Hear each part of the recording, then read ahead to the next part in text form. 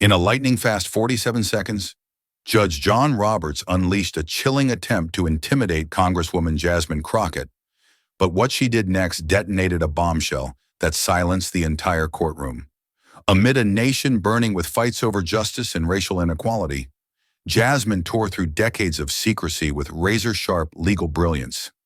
The air crackled with tension, every second loaded with explosive stakes. What devastating truth did Jasmine drop that shattered the Supreme Court's shield and left America holding its breath? Can one woman's truth shake the pillars of the most powerful court in America? The mic's red light ignites like a sniper's laser, and before the chairman can exhale her name, Jasmine Crockett slices through the air. Chief Justice, this isn't theory. This is the integrity of your court, right now, under oath. Camera panels blink like a firing line, white heat washing over the witness table. While a dozen laptops clatter in uneven Morse code, a producer's countdown whispers from the press row, 3, 2, and the room inhales as if sharing one lung. No greeting, no throat clearing, no cushion between power and the point. She leans forward just enough to signal there won't be a step back. Years of public defense sharpen her cadence into clean cuts. Every word arrives pre-cross-examined. The gavel isn't in her hand, but the tempo is, and everyone feels it. This isn't a hearing, it's a live test of gravity, what falls when truth gets heavier than ritual. On the record, she says, eyes steady, you've stated the court adheres to strict ethical standards, even in the absence of a binding code. Correct? Roberts' shoulders square without moving. His voice comes soft, lacquered, designed to glide. That is correct, Congresswoman. The court follows long-standing principles that guide judicial conduct. He pivots to posture, not particulars, and for a practiced second you can almost see the playbook turning. The cameras tighten another half-inch. She doesn't nod, she reloads. Then explain this. She fires, tapping a folder, not theater, reference. If standards are strict, why do matters that raise public concern repeatedly surface in disclosures only after scrutiny, not before laptops stop clattering long enough for reporters to make eye contact? The gallery shifts, shoes whispering against carpet like a warning. The word standards hangs above the witness table like a ceiling fan with a loose blade. Roberts reaches for the narrowest bridge. Congresswoman, I cannot comment on individual circumstances. The judiciary addresses concerns through internal processes designed to protect integrity and independence.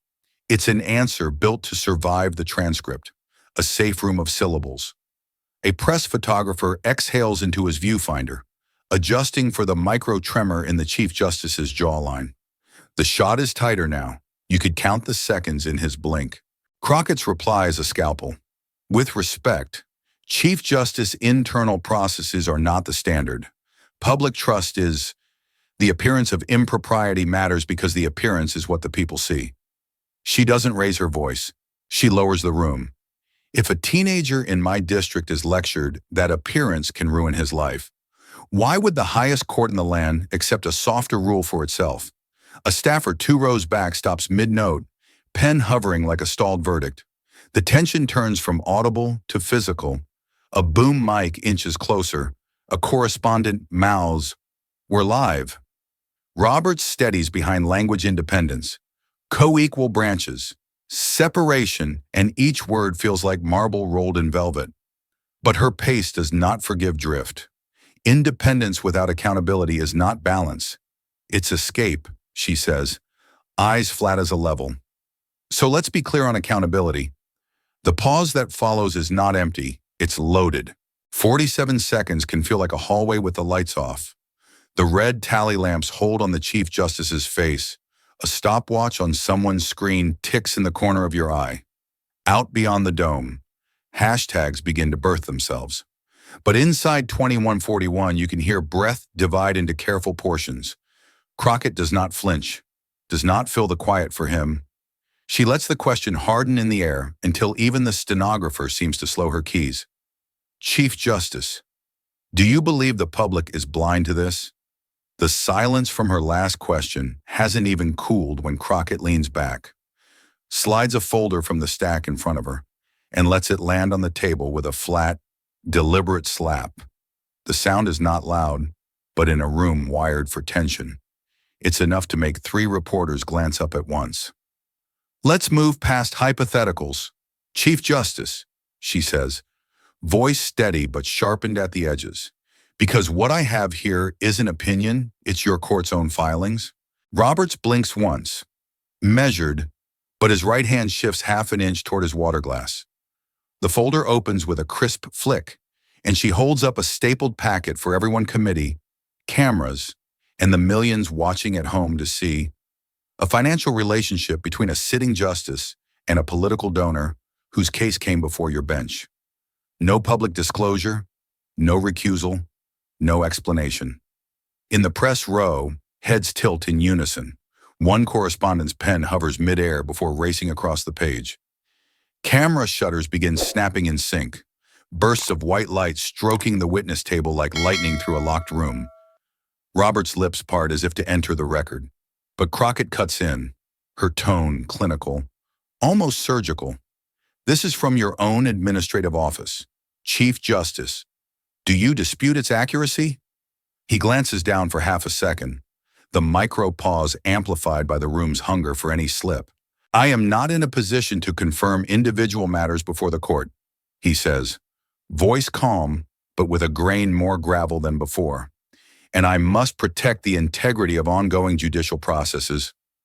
From the back row, a low murmur ripples, a mix of disbelief and recognition of the dodge. Crockett doesn't blink. Protect the integrity, or protect the relationships, she asks, and somewhere behind the cameras, a producer mouths, "Got it." In the gallery, a young aide leans toward her colleague, whispering, "That's new." "Right. That's not been in the record before." The reply comes fast, "Not public until now." Laptops in the press row come alive, screens flashing the same phrase, financial link not disclosed. On social media, the first post carrying the hashtag Corton, the shadows begin to bloom, initially a trickle, then a cascade. Clips of the moment, raw from live streams, are already being trimmed, captioned, and sent out into the bloodstream of the internet. Crockett lays the papers flat, one palm over them like a dealer about to turn over a card that will change the game. "If this," she taps the top page once, the pop of her fingernail echoing through the mic is what passes for transparency in the highest court of the land. She leans in, closing the space between them so the next words feel almost private. Even as the whole country listens, what does secrecy look like? The last word from her mouth hasn't finished vibrating through the microphones when Roberts freezes, his gaze fixed somewhere between the papers in front of him and the middle distance. It's not the stillness of composure, it's the stillness of calculation. The kind that buys time, counts exits, and weighs whether the next move will patch a leak or blow the hull wide open. Around him, the oxygen in room 2141 seems to thin. No coughs, no side chatter, no rustle of paper, just the mechanical hum of the cameras and the faint rhythmic click of a photographer's shutter pacing the seconds. Crockett doesn't fill the void. She lets it grow. One elbow rests on the desk, her chin slightly angled, eyes locked on him with the patience of someone who has spent hours in courtrooms waiting for a witness to crack. She knows silence is a weapon if you're willing to hold it long enough. 30 seconds. A reporter glances at her watch. 35. Somewhere in the gallery, a chair creaks, drawing 3 heads at once. 40. Roberts shifts in his seat, fingers brushing the edge of his prepared statement, but he doesn't speak. From the press row, a low whisper is he, not answering. It's picked up by a boom mic, and the control room knows they have a live moment worth replaying. On social media, the hashtag from moments ago, hashtag Court in the Shadows pairs with a new one, hashtag 47 seconds. The pause is becoming part of the story. 45 seconds in. Crockett leans forward just slightly, not enough to break the silence, but enough for Roberts to know she's still there, still watching, still waiting. The distance between them feels like a chessboard with one piece left to move. When she finally speaks, her voice is low, deliberate, almost conversational, but every word is honed to an edge. Chief Justice. Her pause is shorter than his, but sharper. Is silence your defense? Another beat. Eyes narrowing just a fraction. Or your confession. The pause breaks, not with an answer, but with Crockett's voice cutting back in, smooth and deliberate, as if she's decided the silence itself was a response worth dissecting. You know, Chief Justice, she begins, leaning back just enough to signal she's not chasing him. She's setting the pace. Where I come from, we have a saying. You don't ask the fox to file a security report on the henhouse. The line hangs for a half second before the first reaction comes, a quick exhale that could be a laugh or a scoff from the gallery. Another follows, this one with the sharper edge of disbelief, and then, almost imperceptibly, two heads in the committee row nod in unison. The kind of nods that say, she's not wrong. She lets the metaphor breathe, watching the ripple it sends across the room. Because no matter how neat the report, no matter how polished the language, everyone knows who the fox is working for. And the hens, well, they're the last to find out. Her tone is calm, but there's a weight to it, the kind that makes even people on the same side of the table shift in their seats. Robert straightens, his fingers interlaced on the tabletop, an old courtroom trick to project composure. Congresswoman, he says, the judiciary was designed to function independently of the legislative and executive branches. That independence is fundamental to our democracy. It prevents outside influence from compromising judicial integrity. His delivery is textbook, the kind that's been polished over years of testimony, but there's a hairline fracture in the armor, a flicker in his eyes when she tilts her head, just slightly, and replies, independence isn't the same as immunity. Chief Justice, we're not talking about politicians leaning on judges. We're talking about judges policing themselves. And if the only people checking the locks are the same people holding the keys, what exactly are we protecting justice or the justices from the press section? Someone mutters, that's going to trend, and scribbles it in the margin of their notes. A few in the gallery lean forward, elbows on knees, as if proximity might make the answer come faster. Roberts draws a breath, the kind meant to slow the exchange down. Internal oversight mechanisms exist, he says evenly, to ensure that any alleged misconduct is reviewed without political pressure or bias. Crockett's response comes without hesitation. And yet somehow, every time there's a question of impropriety, those internal reviews conclude the same thing: no problem here, nothing to see. Chief Justice, if that's not the fox guarding the henhouse, I don't know what is. The line lands harder this time. No one laughs now. The only sound is the soft, synchronized clicking of three photographers adjusting their lenses. She leans forward again, closing the gap between them, and her voice dips just enough to force the microphones to lean in. Independence without accountability. She pauses, letting the words stretch taut. Is that freedom or impunity? Her last words about the fox are still echoing when Crockett shifts gears without warning, sliding a fresh sheet of paper from her folder like a card in a high-stakes game. The tone changes colder, more surgical. Chief Justice, I want to remind you of a case you know well, Dalton v.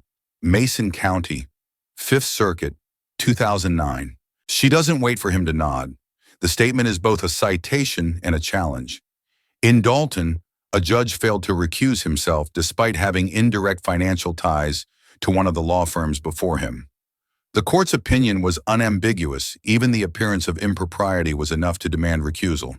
She lets the phrase hang their appearance of impropriety like a neon sign in a dark alley. Not proof, not a conviction, just the appearance. Because in our justice system, trust isn't built on technicalities, it's built on perception. Robert's eyes narrow slightly, the faintest recognition that she's now operating on terrain he can't easily dismiss. The cameras catch it instantly. The slow pan to his face projected on monitors in the press section. Crockett turns another page, her voice still calm, but carrying the quiet authority of someone who's walked into courtrooms, knowing the precedent was the only weapon she needed. Now, let's place that next to a more recent matter. Last year, Macon v. Delta Rail Justice Harlan participated fully in a case where his longtime friend and financial backer stood to gain millions from the court's ruling. There was no recusal, no disclosure to the public. And, surprise, the decision split 5-4 in favor of that friend's interests. The gallery reacts in murmurs too low for the record, but loud enough to ripple across the room. Roberts doesn't flinch outwardly, but the set of his jaw shifts as if he's recalculating the answer he thought he'd give. A camera operator on the left side swings his lens away from Crockett to catch the sudden uptick of pens moving in the hands of committee members, some scribbling, some underlining furiously. The chairwoman of a subcommittee leans to whisper to a colleague. Whatever she says makes his eyebrows rise. Chief Justice, Crockett continues. Dalton tells us appearance alone is enough to step aside. Macon tells us the appearance can be ignored when it's inconvenient. You call that independence. My district calls it a double standard. Her eyes don't waver from him, but her words are aimed just as much at the millions watching outside that room. The public isn't asking the court to be perfect. They're asking it to be consistent. They're asking it to hold itself to the same principles it's used to lecture every lower court in this country. Roberts exhales through his nose, a small but telling shift. Congresswoman, I am not here to litigate individual cases, he begins, but she's already leaning in, voice cutting the space between them. No, you're here to answer for them. And when precedent is this clear, the real question is why does the court choose to forget? The weight of her last question lingers like smoke after a match has been struck. And Roberts shifts in his chair for the first time all morning. It's subtle, a straightening of the back, a readjustment of the papers in front of him, but in a room this charged, the smallest movement is a flare. His voice, when it comes, carries the same legal polish, but the steel from earlier has thinned. The cadence is slower, the pitch a hair lower, as though he's now measuring not just his words, but the space between them. Congresswoman, he begins. Precedent guides our work, but every case must be considered in its unique context. The sentence floats, soft enough for Crockett to grab midair. She doesn't wait for him to build a safe landing. Unique context, she repeats, the phrase turning sharp in her mouth. That's convenient language for breaking from principle when the facts are uncomfortable. Her voice doesn't rise, but her pace quickens, forcing him to keep up. Dalton was clear. Macon was clear enough that even a first-year law student would recognize the conflict. And yet, somehow, the court found a way to pretend the standard had changed. It didn't change. Chief Justice, you just stopped applying it. A ripple runs through the committee row. One congressman lowers his pen to watch. Crockett senses the room leaning toward her and presses forward. You tell the public that integrity is the lifeblood of the judiciary, but then you ask them to accept that integrity means one thing in the lower courts and another entirely up here. Tell me, how does the public reconcile that without concluding there are two sets of rules, one for the powerful and one for everyone else? Roberts clears his throat, but it's not to speak, it's to buy time. His eyes drop for a beat to the folder in front of him, scanning notes that suddenly seem inadequate. The court takes all concerns seriously, he says, but the rhythm falters, and it lands without the authority it had minutes ago. A veteran reporter in the second row underlines a single phrase in her notebook. He's drifting. Crockett doesn't give him room to recover. Taking concerns seriously means acting on them, not filing them away. And when you ignore your own precedents, you don't just weaken the court, you invite the question of what else has been quietly set aside. She leans in, her tone tightening like a noose. Because if these high-profile cases can be conveniently forgotten, what happens to the ones the cameras never see? The air in the room feels denser now, each breath deliberate. A staffer whispers into the ear of a colleague. A phone screen lights up with a text that reads simply, "He's on the ropes." Crockett lets the silence that follows work for her, scanning Robert's face for any flicker of pushback. But none comes, just the faintest press of his lips together, like a door closing in slow motion. Her eyes lock on his one more time. "What else?" she asks, her voice slicing through the stillness. has been conveniently forgotten. The words conveniently forgotten are still hanging in the air when Crockett pivots, her voice softening, but her aim no less direct. Chief Justice, I want to tell you about someone in my district. Her name is Carla Jennings. The shift is deliberate away from legal theory into the human terrain that no statute can sanitize. She's a single mother, works nights at a hospital, on her feet 12 hours straight, comes home when the sun is rising, hands swollen from lifting patients, skin dry and cracked from disinfectant. The image lands like a photograph, hands with deep lines, nails short from practicality, knuckles reddened by winter air and constant work. One day, Crockett continues. Her son applies for college aid. A clerical error, just one wrong digit on a tax record, makes it look like she owes back taxes. The system flags her. Aid denied. In the gallery, a woman in a navy suit closes her eyes briefly, as if she knows the story's shape because she's lived something like it. Crockett keeps going, the details stacking like unpaid bills. Carla appealed. She provided proof. Letters from the IRS, documentation from her employer. Still, the denial stood. Months passed. The semester started without him. And do you know what the court told her when she tried to challenge it? She looked straight at Roberts. Tough luck. The phrase is so blunt it doesn't need embellishment. She lets it hang, and the silence feels heavier than any statute she cited. No hearing, no reconsideration, not enough resources, they said. But somehow she taps the folder once cases from billionaires with direct connections to sitting justices are accepted, argued, and decided in less than 4 months, with outcomes that happen to benefit those same connections. The contrast is surgical. One side of the scale, a mother with cracked hands and a stack of utility bills on the kitchen counter. The other, a man with a private jet and a speed dial to the court's inner circle. In the press row, pens scratch faster. Someone whispers, she's putting him in a corner he can't logic his way out of. Roberts shifts again, but this time it's not posture, it's weight. He leans back, fingers tightening just slightly on the table's edge. Congresswoman, the court does not select cases based on wealth or status. He says, the formality intact but the certainty thinner. Crockett's reply is immediate. Maybe not officially, but tell Carla Jennings that. Tell her why she's still paying off legal fees while the door to justice swung open for someone who could buy a courthouse if he wanted. A murmur runs through the back rows, this time without the pretense of discretion. Crockett leans forward just enough to close the space, her voice now stripped of any courtroom polish, hitting with the plain truth of a kitchen table conversation. If she can't get justice, who can? Crockett doesn't let the image of Carla Jennings fade before painting its opposite. Her voice sharpens again, the warmth gone, replaced by a precision meant to cut. Now, let's look at another case. A friend, a billionaire friend of a sitting justice.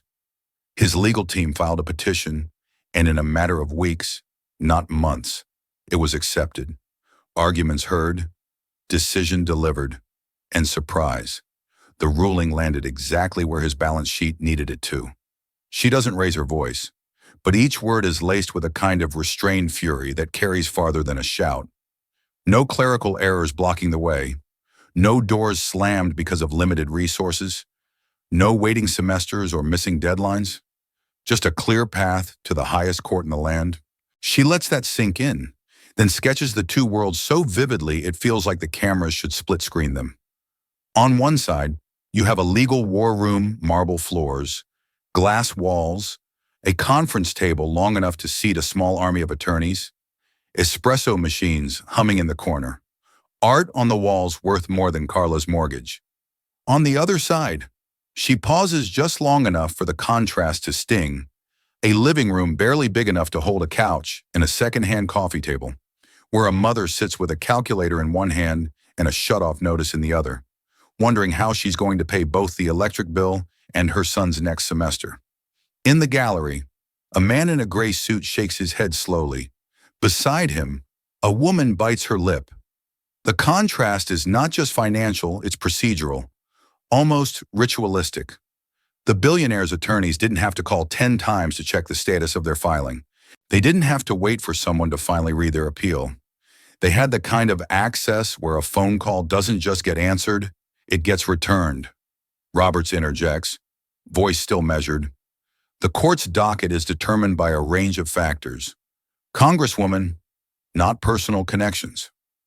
Crockett leans in, her gaze unwavering. Then why does it look like the shortest road to justice is paved with private jets and political donations? The question lands in the room with a weight that shifts the posture of even those who had been sitting back. She swivels her chair slightly, addressing not just Roberts, but the panel, the gallery, and the invisible millions watching on screens across the country. We can talk all day about process and independence, but if the outcomes keep favoring those who can afford to buy speed, the rest of America will see the truth. Justice isn't blind, it's looking at the price tag.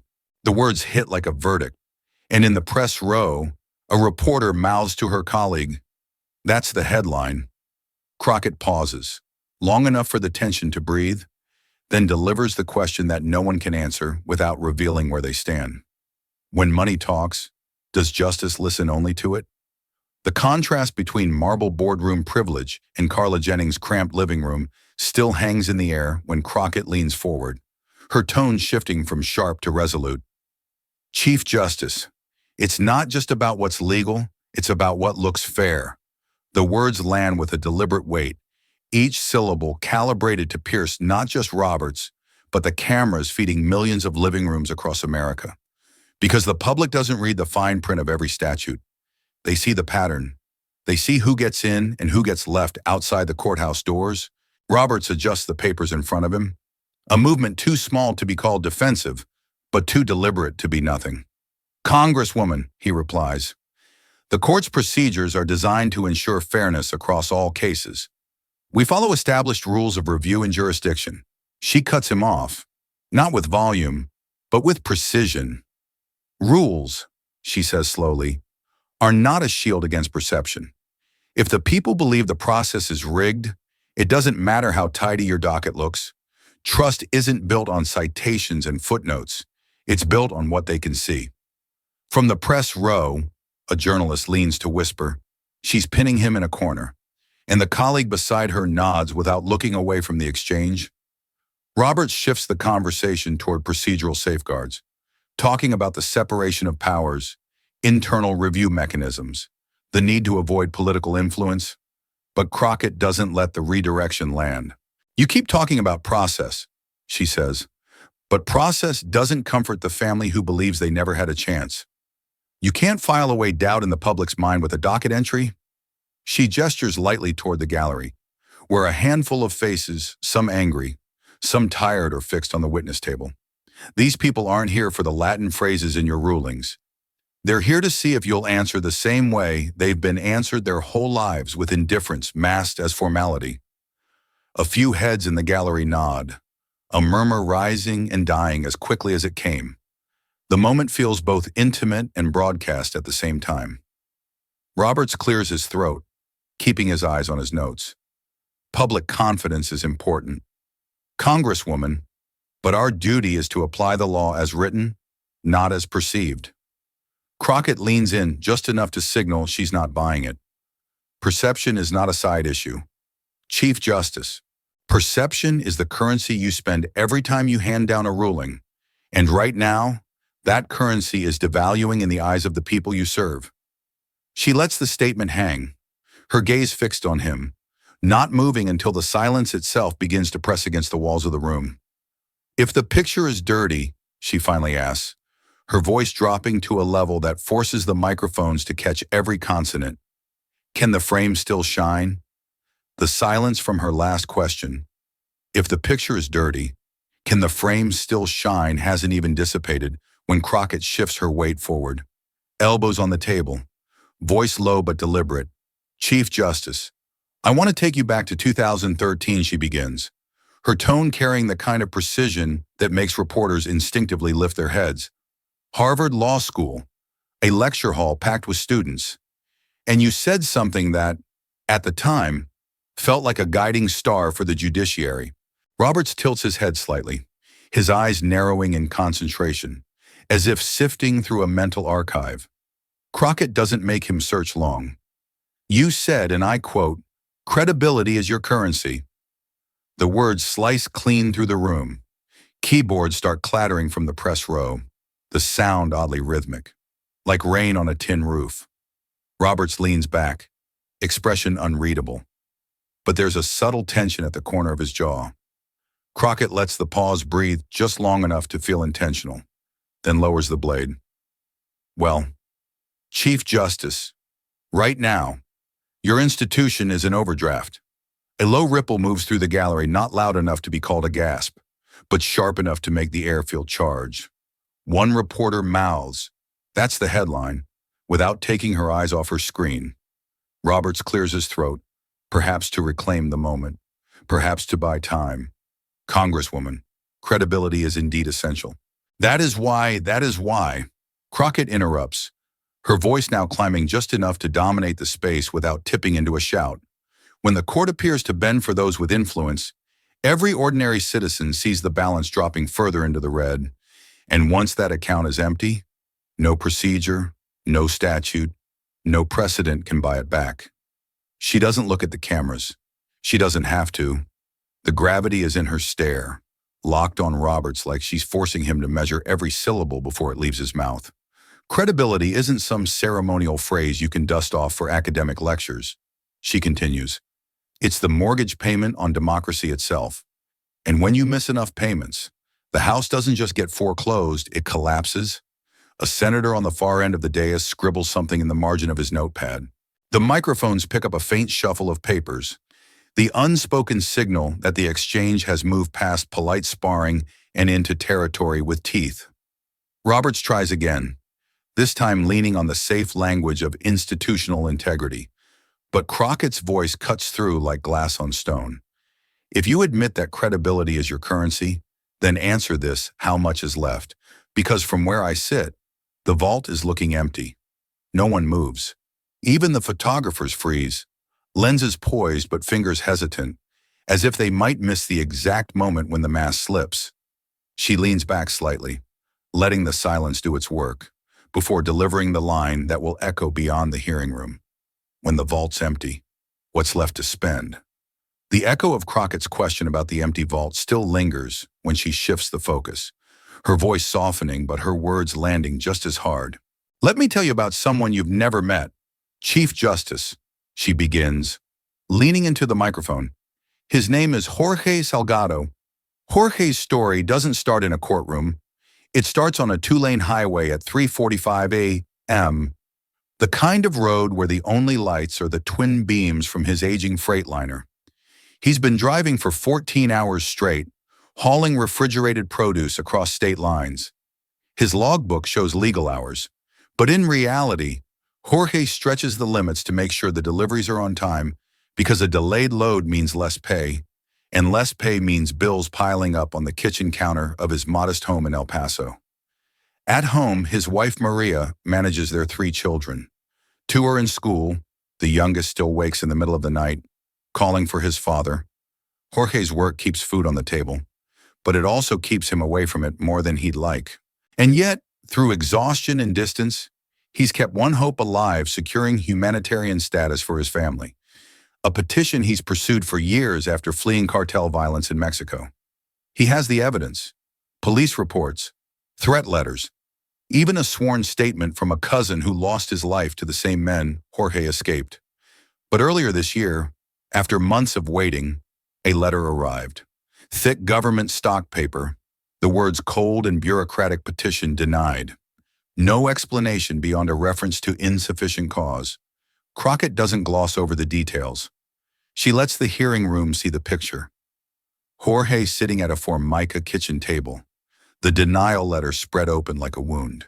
His calloused hands, the same hands that grip a steering wheel for hundreds of miles a day, pressing into his forehead.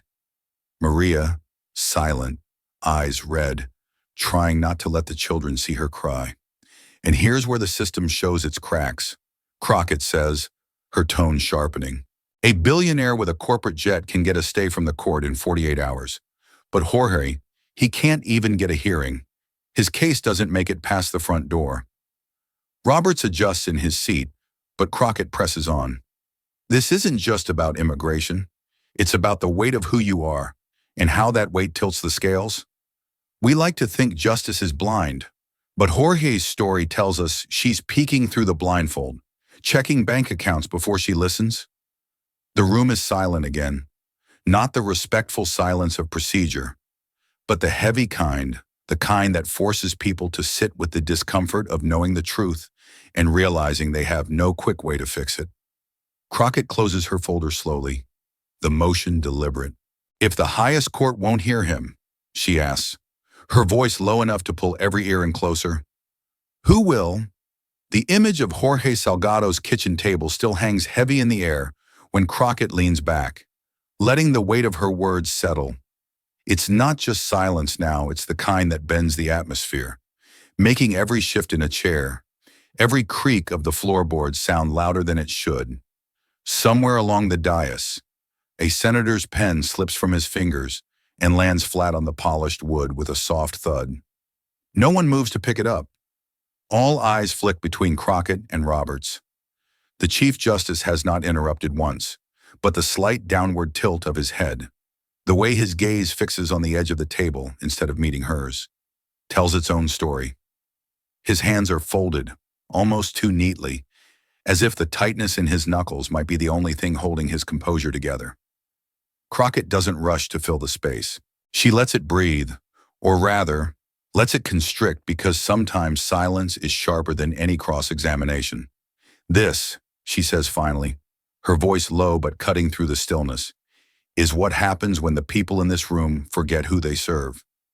Across the chamber, an aide shifts in his seat, flipping a legal pad to a blank page, but his pen hovers, motionless. No one wants to be the first to break the moment.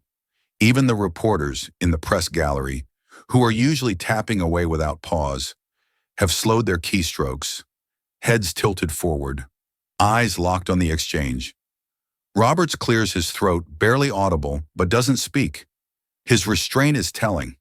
Cutting her off now would look defensive. Letting her continue means bracing for the next blow. He chooses the latter, his jaw tightening. Crockett steps closer to the microphone. We talk about the integrity of the court as if it's a given, but integrity isn't a gift you keep in a box. It's earned, every day, in every decision. And when cracks start showing, she pauses, glancing at the silent row of lawmakers. You can't just pretend they're not there, because the public sees them, even if you don't want to. The tension ripples outward through the senators, through the aides, through the marble walls that have heard centuries of debates but rarely one where the air felt this charged. Someone coughs quietly. The sound seems almost intrusive. Roberts finally raises his eyes, but he doesn't meet hers directly. His lips press into a thin line, the kind of expression that could be read as disapproval or quiet acknowledgement. Either way, he says nothing. Crockett lets the silence reclaim the room once more before she leans back, almost as if offering him the floor. But the unspoken reality is clear: the floor, at least for now, belongs to her. Her final words land like a slow, deliberate hammer strike. Can trust be rebuilt when the cracks are this deep? The chamber was still humming with the tension from Crockett's last words when the shift began, subtle at first, then undeniable. Cameras, which had been panning evenly across the dais, began to settle on her. The long, slow zooms made it clear the lens had chosen its protagonist. Even the C-SPAN feed, usually as neutral as stone, seemed to linger on her face half a second longer than anyone else's. That half second, in the world of live politics, is an eternity. From the senator's bench, the pivot was just as visible. Questions that had been scripted and rehearsed days in advance began to bend toward her framing. Congresswoman Crockett, one senator began, flipping hastily through a stack of notes. You raised a point earlier about, and the thread unspooled exactly where she had laid it. Another senator followed suit, voice low, eyes darting to see if anyone would challenge the new center of gravity in the room. No one did. Crockett sat forward, elbows on the table, meeting each inquiry head on. Her tone was calm, But every answer was a scalpel precise, cutting, and leaving no room for easy rebuttal. "What I'm asking," she said at one point, "isn't radical, it's accountability. If that's too high a bar for this institution, we have a bigger problem than any of us are willing to admit." From the press gallery above, the rapid staccato of camera shutters began to mix with the faint clatter of laptops. Journalists were no longer just taking notes. They were drafting headlines. The ripple was moving outward, and then it hit the network bloodstream. On TikTok, the first clips appeared before she'd even finished answering the second question. Short, punchy edits, the close-up of her leaning in, the slow pan across the silent, uncomfortable faces of senior lawmakers. The moment she said, "Accountability isn't optional," captions in bold white text, hashtags flooding the feed, hashtag Crockett Challenge, hashtag hold them to it, hashtag balance of power. By the time the third senator redirected their question toward her, it was no longer a subtle shift. It was a realignment. The room's gravitational pull had moved. Even Roberts noticed a faint narrowing of his eyes, as if weighing the optics of letting her dominate the exchange. But every time he glanced toward the cameras, he seemed to remember cutting her off now would be replayed 1,000 times before sunset. Crockett didn't gloat. She didn't need to. Power, when it's earned in real time, has a way of announcing itself without theatrics. She just kept answering, her cadence steady, her eyes locking with whoever dared to ask the next question. Somewhere in the control room, a producer likely called it "Stay on her." This is the story. And as another question landed at her table, the thought pulsed unspoken through the chamber and through millions of screens lighting up across the country. Has the balance of power just shifted?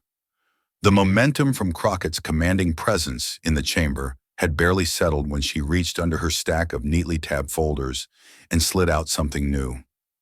The manila envelope was thick, its edges frayed from handling.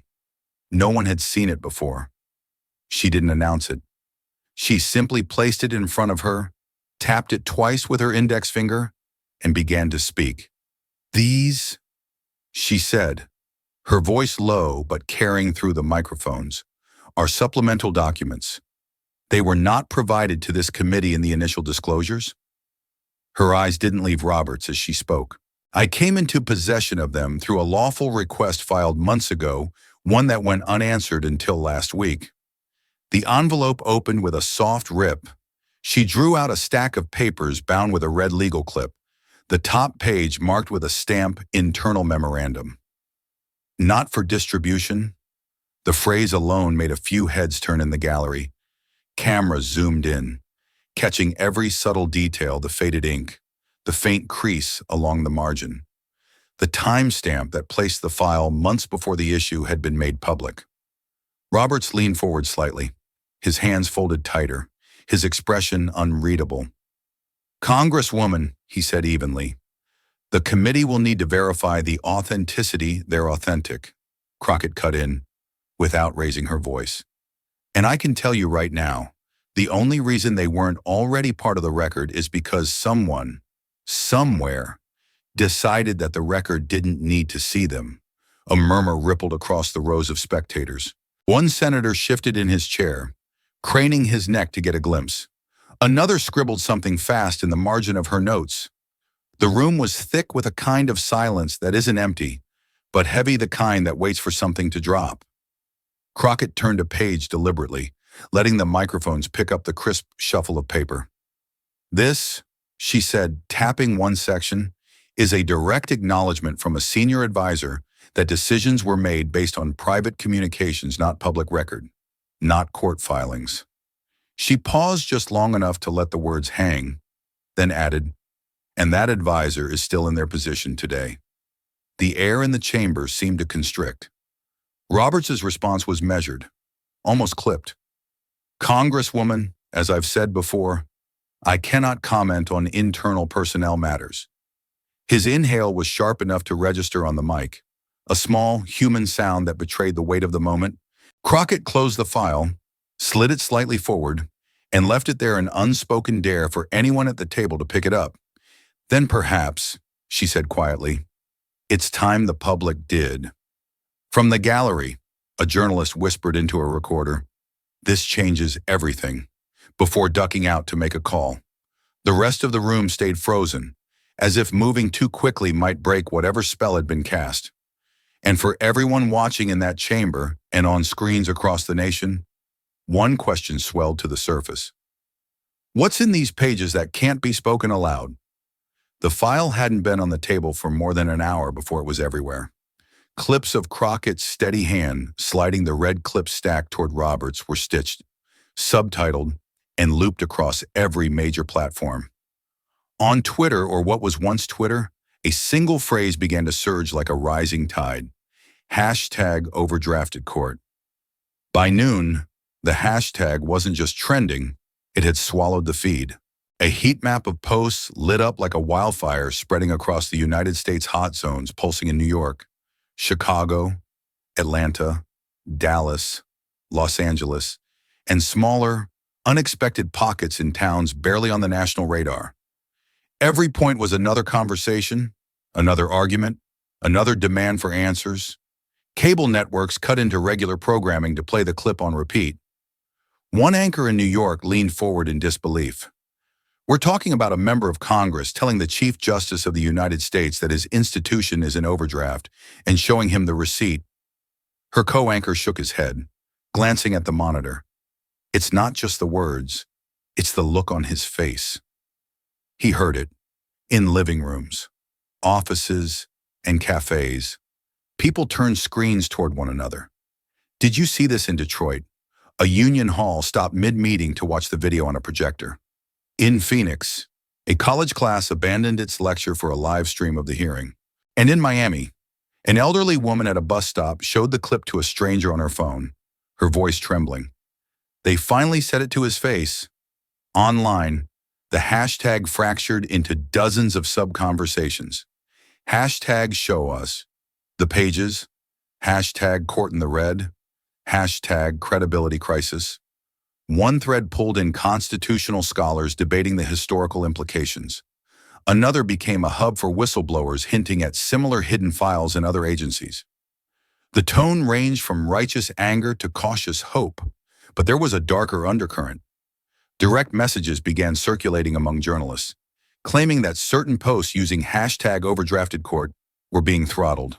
One investigative reporter in Deep Jersey tweeted, "If you don't see the hashtag trending on your feed, you're not looking hard enough. Or maybe you're not allowed to." That single tweet racked up 2.4 million views in 2 hours. Meanwhile, Crockett's team stayed silent. No press conferences, no leaked statements, just the image of her sitting at that table, the file resting inches from Roberts' hands. Playing on loop across the nation, the silence only fueled speculation. In a downtown bar in Philadelphia, a group of lawyers watched the clip for the 5th time in a row.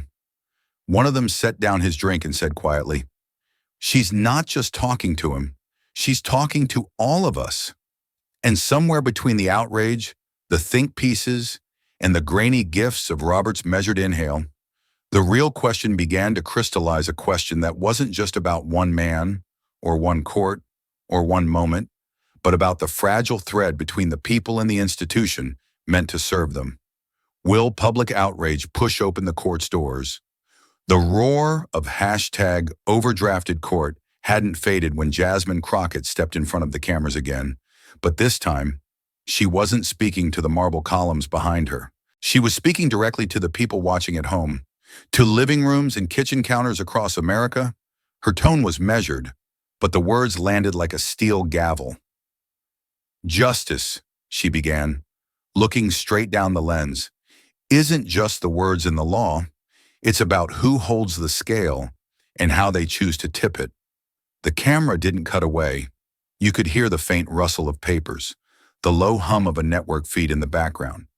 She leaned forward slightly. "Laws don't enforce themselves. People do. And if the people in power aren't accountable, then the law becomes nothing more than ink on a page." Across the country, those words rippled far from the courtroom. In a cramped apartment on Detroit's west side, the Wilson family paused their breakfast. Marcus, a line cook just off his night shift, sat in his grease-stained jacket, frozen mid-bite as his 9-year-old son asked, "Daddy, what does she mean about the scale?" Marcus didn't answer right away.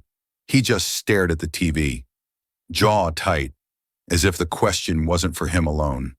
In Yuma, Arizona, under the dim light of a break room, a group of agricultural workers huddled around a phone screen.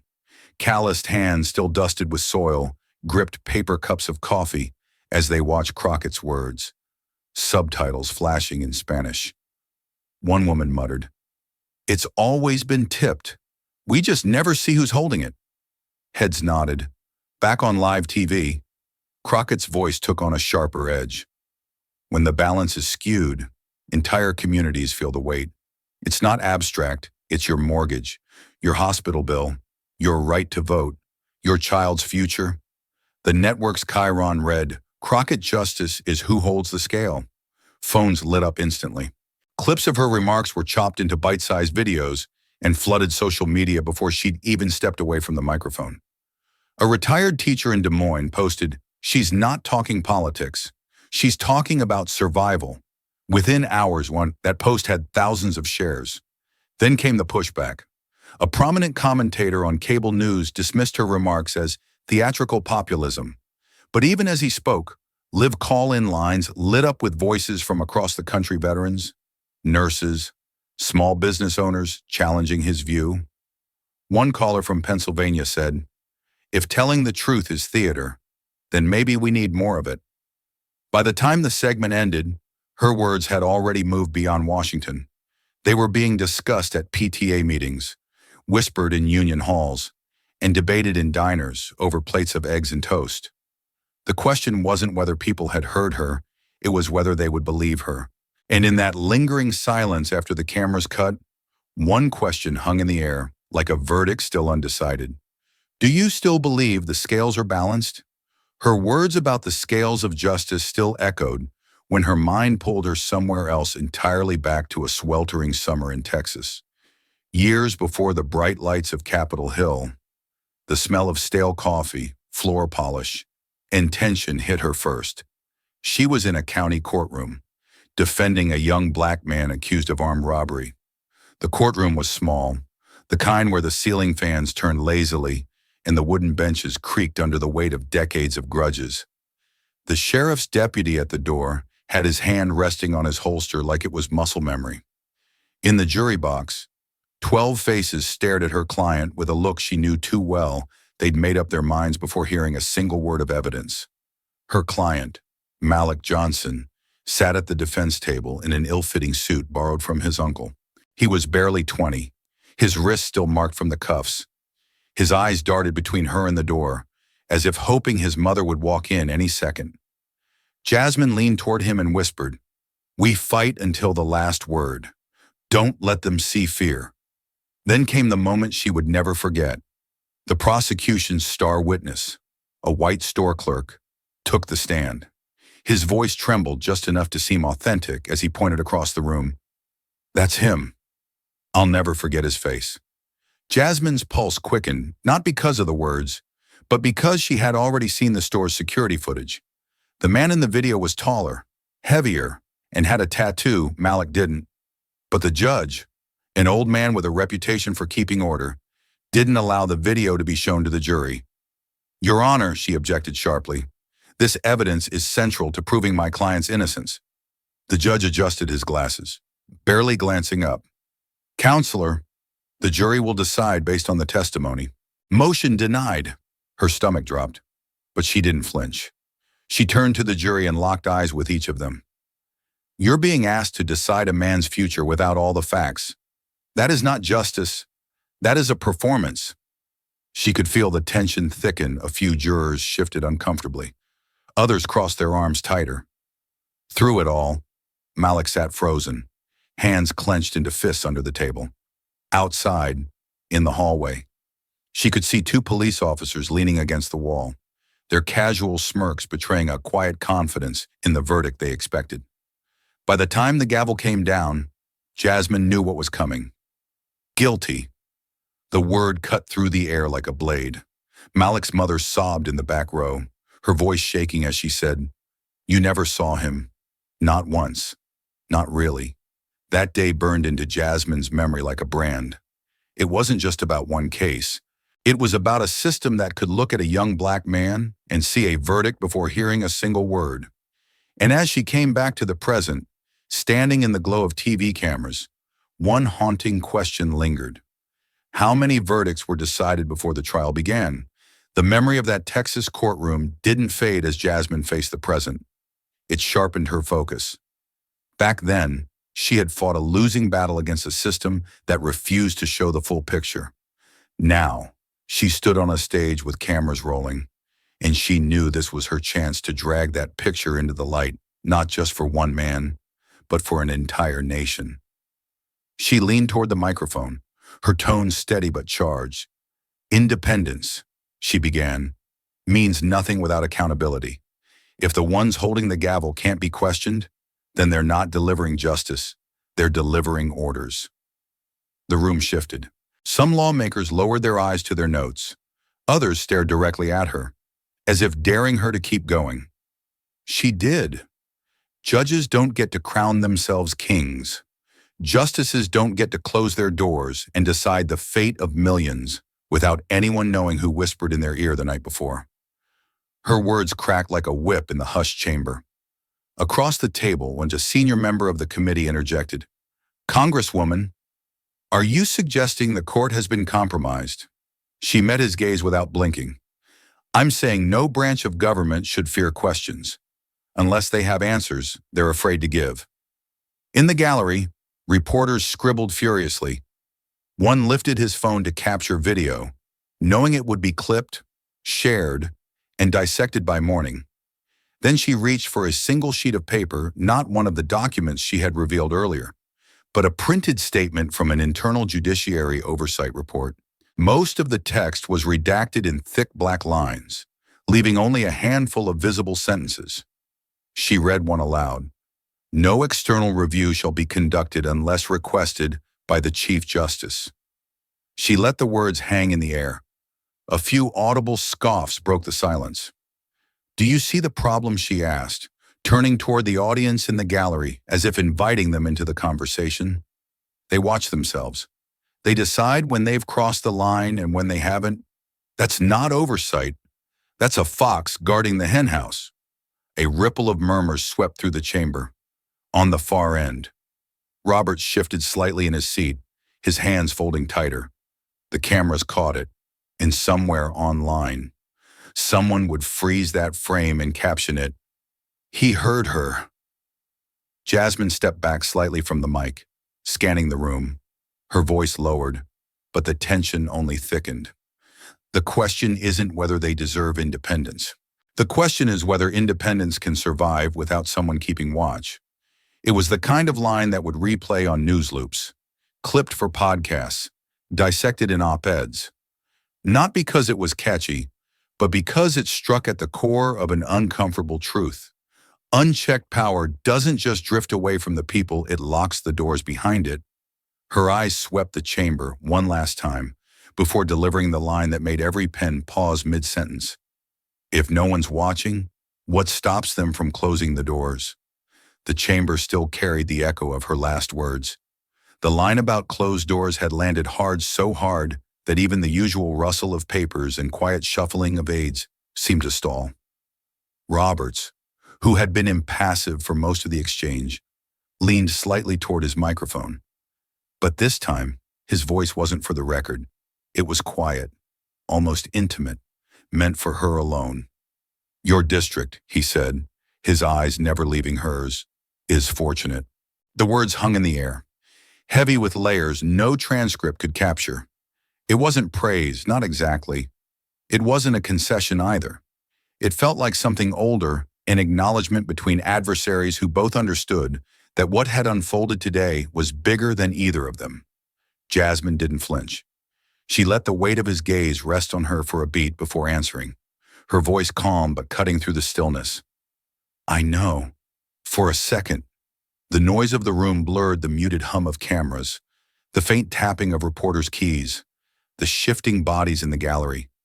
It was as if the two of them had been pulled into a silent corridor that no one else could step into. Two people standing on opposite sides of a wall, each aware they had just moved a stone in its foundation. In that shared pause, their expressions told more than any public statement could. Robert's eyes, sharp yet shaded with something unspoken, flickered with the faintest trace of recognition, not of defeat, but of the inevitability of the moment. Jasmine's, steady and unyielding, carried the quiet confidence of someone who knew she had said what needed to be said, and that the ripples would keep spreading long after the camera stopped rolling. An aide stepped toward Roberts' side of the table, whispering something about the next agenda item. He didn't break his gaze from her. She didn't look away either. This wasn't about legislative schedules or procedural motions anymore. It was about two people who understood the stakes, the machinery of justice, the weight of public trust, the fragile line between independence and accountability. A reporter in the gallery scribbled furiously, trying to decode the moment. Was this respect, or the first hint of surrender on social media? Viewers would freeze the video, zoom in on the exchange, and argue about it for days. Was Roberts acknowledging her skill, her fearlessness, or was he quietly marking a line he would not cross again? Jasmine leaned back in her chair, the faintest curve of a knowing smile touching her lips. She didn't need to explain. Sometimes the most telling victories aren't declared, they're recognized in the eyes of the person across the table. The hearing moved on, but for those who saw it, that fleeting, wordless understanding was the moment that mattered most.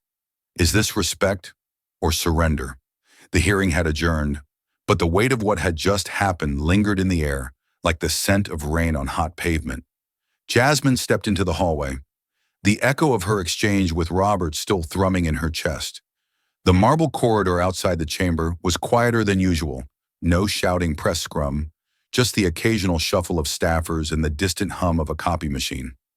She was halfway to the elevator when she heard a hesitant voice behind her. Congresswoman Crockett. Jasmine turned. A young woman stood there, maybe mid-20s, clutching a battered casebook to her chest, the gold lettering on the spine. Constitutional Law, 9th edition caught the light. Her suit was slightly oversized, the kind of thing you buy secondhand when internships don't pay. Her hands trembled, but her eyes burned with something Jasmine recognized instantly, the spark of someone on the edge of finding their voice. You, the student started, then stopped, swallowing hard. You talk to them like they're not above you.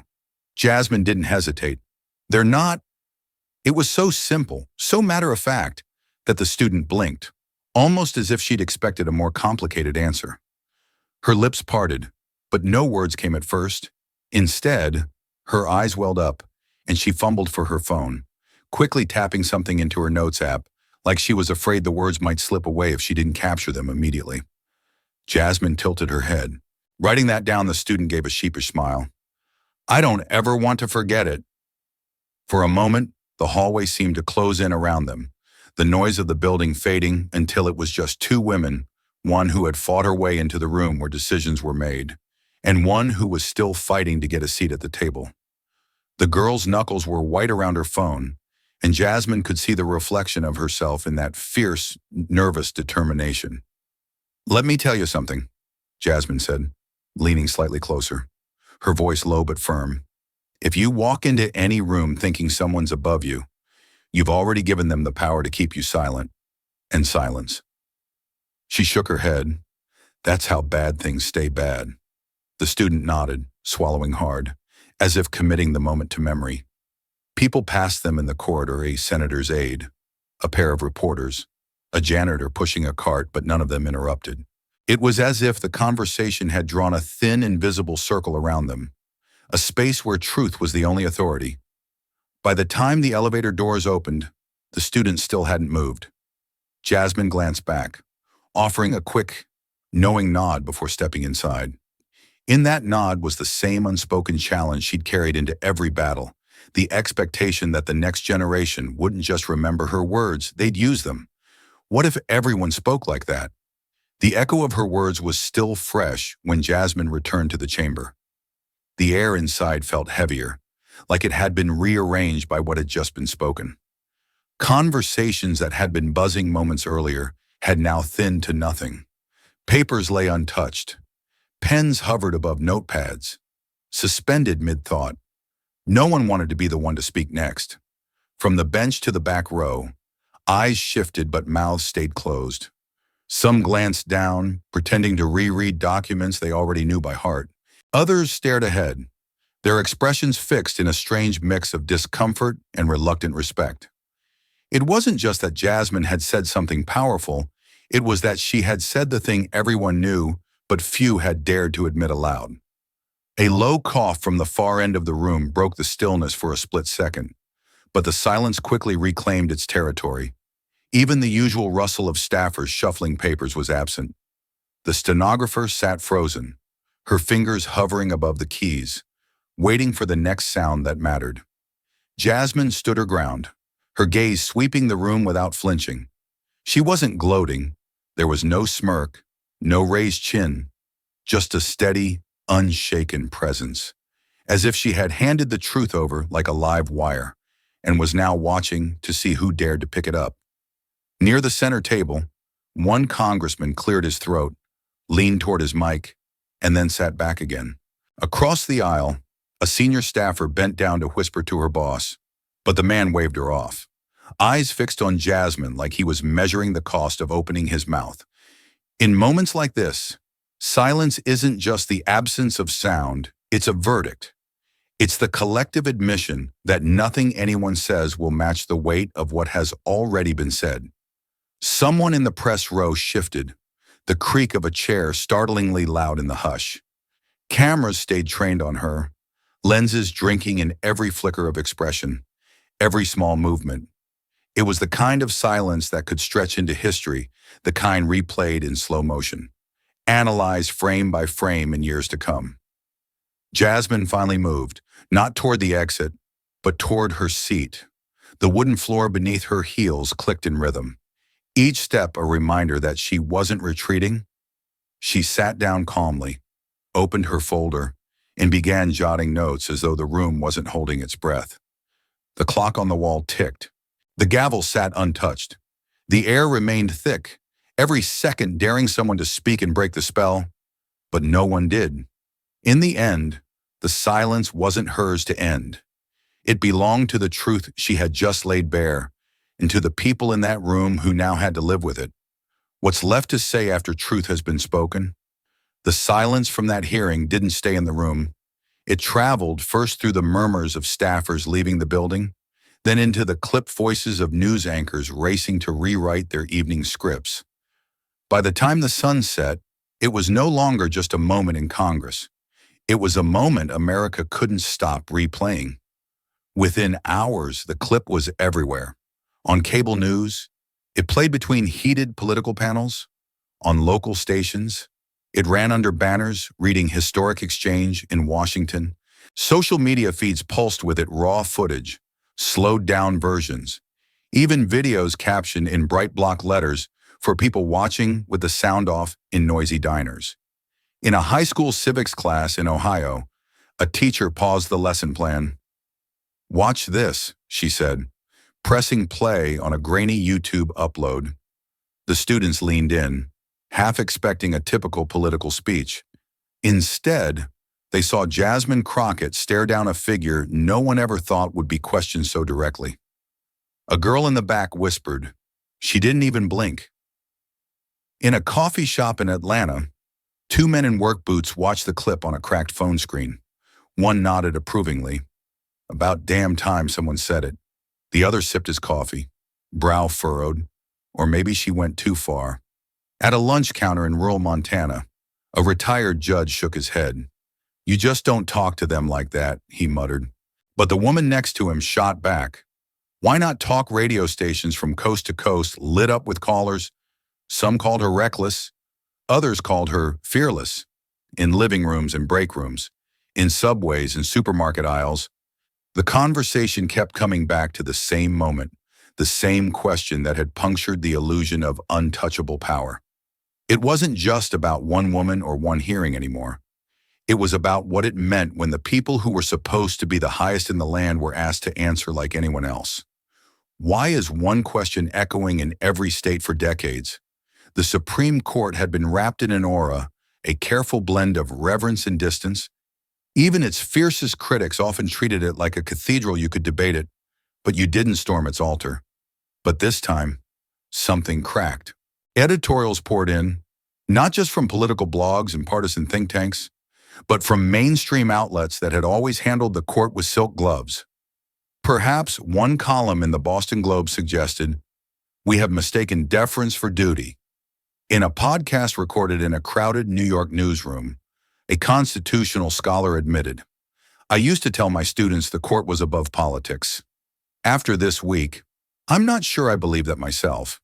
Even more striking were the voices from people who had once sworn by the institution without question. A retired federal clerk from Kansas wrote a viral Facebook post, "I worked in those chambers for 20 years. I thought nothing could shake my faith in them. Today, I'm not so sure, and that might be healthy." For the first time in years, late-night hosts made jokes about the justices, not their robes or their quirks, but their decisions, their accountability. What had once been a velvet rope now looked like a door, and doors can be opened. The myth wasn't gone. Myths rarely vanish in a single blow, but it had been punctured. And once people see a crack, they start wondering how wide it could get. If this door can be pushed, what else can be opened? By the end of the week, Jasmine Crockett stood before a small crowd in her district. It wasn't a press conference or a campaign rally. It was a community center meeting room. Folding chairs set in neat rows, the smell of coffee lingering in the air. She didn't waste words. "Real justice," she began, "isn't about the robe. It's about keeping the promise. The promise that power answers to the people, not the other way around." The room was quiet, not with tension this time, but with focus. She spoke about the danger of institutions that forget they exist to serve, about the need for citizens to remain awake, watchful. "They will tell you the system works," she said, "and it can, but only if we keep our hands on the wheel." From the back, someone asked if she feared backlash. She smiled faintly. "Fear is what keeps doors closed. I'd rather take the hit than live behind one." She didn't end with applause lines. Instead, she leaned forward, looking directly at the people in front of her and, through the camera lens, the millions watching online. "If one voice can make the system blink," she said, "will yours be next?" Her words weren't just for the room anymore. They were for every classroom in Ohio, every coffee shop in Atlanta, every lunch counter in Montana, every living room where the clip had played on repeat. The story might have begun in one chamber, but now it belonged to everyone. If one voice can make the system blink, will yours be next? If this story touched you, don't let it stop here. Like, share, and subscribe to Mr. Liberty Stories, where every voice matters, and every story echoes far beyond the screen.